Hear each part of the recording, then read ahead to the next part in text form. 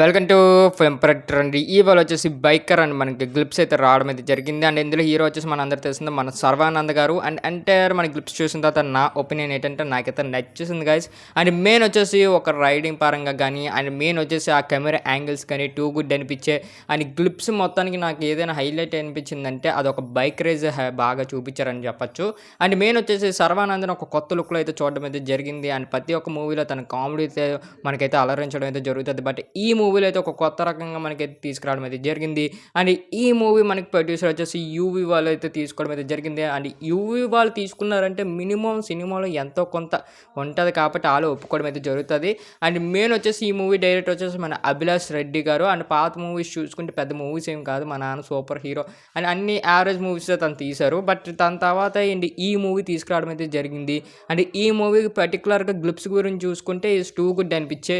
And main వచ్చేసి సర్వానందని ఎలా చూపించారంటే ఇంకా మనకు వచ్చేసి ఒక రియల్ వరల్డ్లోకి వెళ్ళిపోతాం మనం అన్నట్టు చూపించారు. అండ్ మెయిన్ కెమెరా యాంగిల్స్ చెప్తున్నాను కదండి, చాలా బాగా చూపించారు. అండ్ మెయిన్ వచ్చేసి ఆ రైడింగ్ కానీ అండ్ మెయిన్ వచ్చేసి ఈ గ్లిప్స్లో ఎలా చూపించారో సినిమా అంతా కూడా అలాగే ఉంటే అండ్ మరి టూ గుడ్ సినిమా అని చెప్పొచ్చు. అండ్ ఖచ్చితంగా సర్వానంద్ కమ్బ్యాక్ మూవీ అని కూడా చెప్పొచ్చు. అండ్ మెయిన్ గ్లిప్స్లో అయితే నాకు ఎటువంటి డోకా అనిపించలేదు. అండ్ నీట్గా తీసుకెళ్ళారు. ఆ బీజిఎం కూడా అండ్ వెల్ సెటిడ్గా అనిపించింది. అండ్ కొన్ని సీన్స్ అయితే చాలా బాగా నచ్చాయి అనమాట.